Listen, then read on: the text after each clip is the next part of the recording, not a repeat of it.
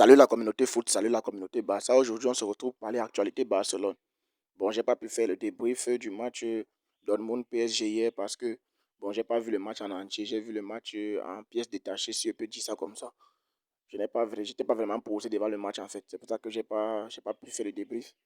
Mais sinon, j'ai vu le match. Très belle performance de la part des B4B. B4B qui a fait une très grosse performance, même comme ils peuvent avoir des regrets. Et j'ai peur que ça les porte préjudice au match retour parce que vraiment les ratés qu'ils ont fait, c'est vrai que le PSG a aussi raté, mais vraiment les ratés que Dortmund a fait, j'espère vraiment que ça ne va pas payer cash au match retour. Bref, ceci étant dit, on va parler de l'actualité Barcelone aujourd'hui. Déjà, on va commencer par parler du cas Frankie de Jong. Je vois beaucoup de rumeurs encore cette saison concernant Frankie de Jong, comme quoi c'est celui qui va rapporter du cash à la maison et consort.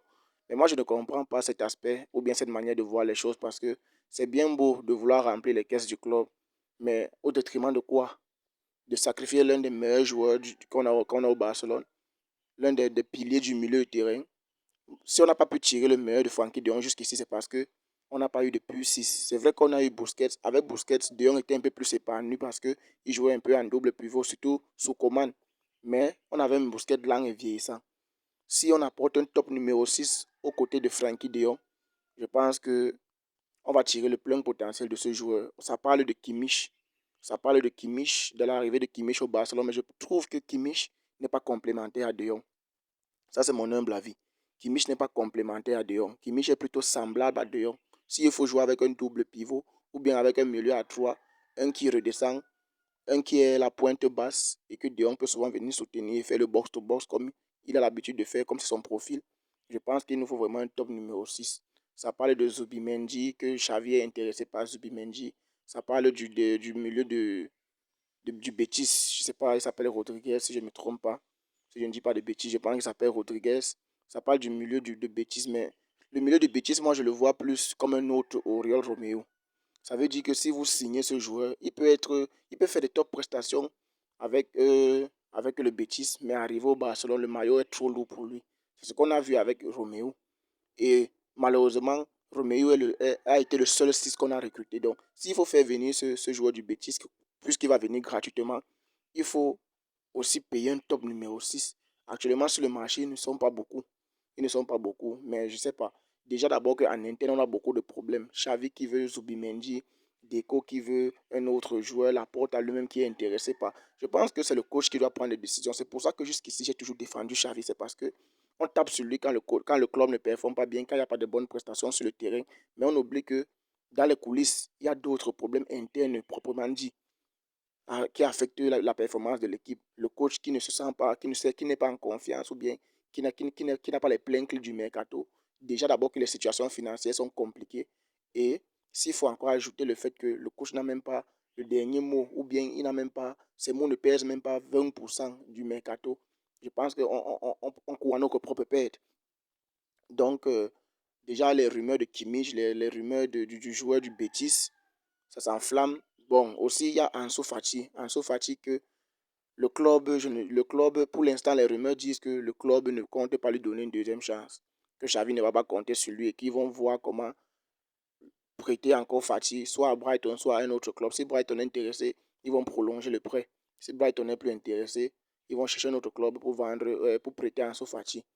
Mais on voit très bien que chaque fois que le Barcelone prête un joueur, c'est que le Barcelone, en quelque sorte, essaie de se débarrasser indirectement. Le Barcelone essaie de s'en débarrasser indirectement. On a vu plein de joueurs qui sont partis en prêt. Ils ne sont plus jamais revenus. Ils ne sont plus jamais revenus. Ou bien quand ils sont revenus, ils ont trouvé une porte de sortie et on les a vendus une fois. Chaque joueur, quand le Barcelone te prête déjà, parce que je ne comprends pas comment on insiste à prêter les joueurs comme Ansu Fati, qu'on sait qu'ils ont le potentiel, qu'il faut juste leur mettre, qu'il faut juste leur donner la confiance pour qu'ils retrouvent le top niveau. On préfère les envoyer en prêt et garder les joueurs comme les Ferran Torres, par exemple. S'il faut partir talent pur, Ferran Torres n'a pas le niveau d'Ansu Fati. Donc je ne comprends pas trop ce que la direction essaye de faire. C'est pour ça que chaque fois que le club ne preste pas bien sur le terrain, moi je dis toujours l'équipe est jeune. Il faut donner le temps à Xavi. Xavi lui-même est jeune. On n'a pas l'effectif qu'il faut pour partir challenger au top niveau pour gagner des trophées. L'année passée, on a eu la Liga, c'est bien. C'était un exploit, on était fiers. On a même eu la Super Coupe comme bonus. c'était impeccable. Mais les années où on n'arrive pas à remporter des trophées, il faut comprendre que l'effectif a affaibli. Déjà d'abord que l'année passée, on avait un Dembélé qui commençait déjà à ressembler à un joueur de football sous le maillot de Barcelone. On avait un Dembélé, on avait encore un Busquets. Donc, on a perdu deux éléments très très chers. Un vrai numéro 6 top niveau. Bon, c'est vrai que Busquets n'était plus top niveau, mais quand même, c'était un vrai numéro 6 comparé à Oriol Romeo. Et puis Dembélé, ça faisait beaucoup du bien comparé à Rafinha ou Joao Félix même. Donc, on a perdu ces éléments. Donc, c'est normal que le club, cette saison, a régressé par rapport à la saison dernière. Et la saison blanche ne doit choquer personne. Cet effectif doit se renforcer, mais les clubs, les finances sont limitées. Et il y a aussi un désaccord au niveau du club. C'est ce qui faisait que Xavi voulait s'en aller. Mais il a été rassuré en quelque sorte, ce qui a permis qu'il puisse rester. J'espère que comme il est resté, on va lui donner les moyens de pouvoir vraiment travailler comme il le souhaite, dans les meilleures conditions. C'est-à-dire 60-70% du mercato, ce sont ses choix. Et aussi, j'espère qu'il va s'améliorer par rapport à son côté colérique et puis son côté qui ne supporte pas trop la pression et puis ses changements aussi, son management et tout. Donc, ça, ce sont les autres rumeurs. L'autre cas qui est inquiétant, c'est le cas Vitor Roque. Vitor Roque qu'on a acheté pour une quarantaine de millions d'euros. C'est vrai que ça a marché indirectement parce que ça a remis Lewandowski sur les bons roues ou bien sur les bons rails. Parce que Lewandowski a recommencé à claquer des buts. On se rappelle, Lewandowski en début de saison, ce n'était pas trop ça. Il était beaucoup décevant, les contrôles. C'est comme s'il jouait en Timberland, comme Martial a l'habitude de dire.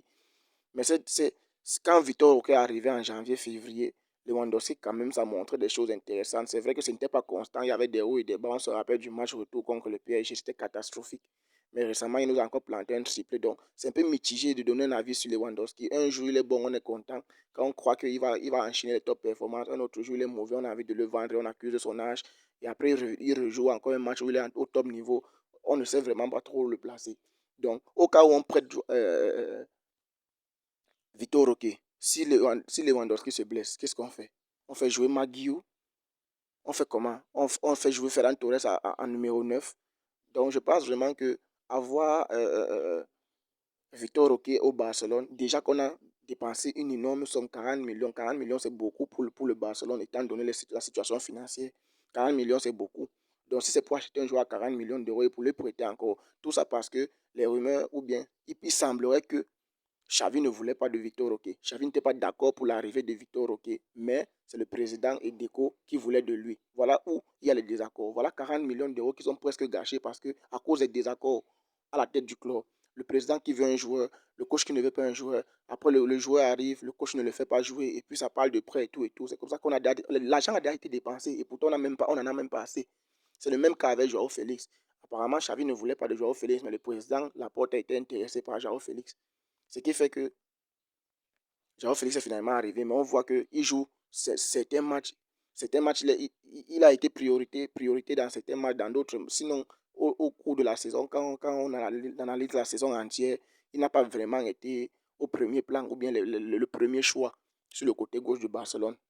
Donc, on voit bien que, heureusement qu'il vient en prêt. Heureusement qu'il vient en prêt. Donc, ça ne va pas nous coûter grand chose. Mais pour le cas Vitor Roque, s'il part en prêt vraiment, je ne sais pas. Je ne sais pas à quoi le Barça joue. Et en plus que il a été enregistré sous forme de prêt cette saison. Ça veut dire que la saison prochaine, il va falloir qu'il soit enregistré comme un joueur signé. Et après, ça va encore parler de fair play financier, patati, patata, comme ci, comme ça. Parce que là, il a été amené au Barcelone sous forme de prêt. Ça veut dire que ça ne pèse pas énormément sur la situation, sur le FFP, sur le financial fair play. Donc, sur le fair play financier sous forme de prêt, ça ne pèse pas. Mais quand il va falloir l'enregistrer, ça va encore vouloir calculer le fair play financier, réduire la masse salariale et tout. Ça sera encore un processus compliqué, étant donné qu'on a déjà dépensé 40 millions d'euros. S'il faut le prêter à cause du fair play financier, on a donc dépensé cet argent pourquoi? Juste pour que Lewandowski retrouve son niveau. Et quand on va le prêter, Lewandowski, qu'est-ce qu'il va devenir? Vous pensez qu'il va garder ce niveau ou bien il va encore se dire je n'ai pas de concurrent et puis il va jouer en team? Donc vraiment, le Barcelone doit vraiment se remettre en question et la direction doit mieux se gérer. Parce que quand on voit le rival madrilène, comment petit à petit, petit à petit, voilà, à 4 saisons, qu'il se renforce petit à petit et il reste compétitif. Et l'année prochaine, je ne sais même pas, ils seront seulement une bombe nucléaire en Ligue comme en Europe. Déjà que l'année c'est numéro 9 les voilà qui ont un pied en finale. Qui ont un pied en finale. C'est vrai qu'ils ont fait match nul, mais le retour c'est chez eux au Bernabeu, donc ils ont un pied en finale. sans numéro 9. L'année prochaine avec Mbappé, peut-être Davis et tout. Nous sommes là avec les jeunes, les Fermin Lopez et tout. C'est eux qui, et l'ami Yamal, c'est eux qui font notre fierté. Quand est-ce que vous pensez que c'est avec ça qu'on va rivaliser on va rivaliser le rival madrilène ou bien qu'on va compétir en Liga ou bien gagner la Ligue des Champions? C'est vraiment très compliqué.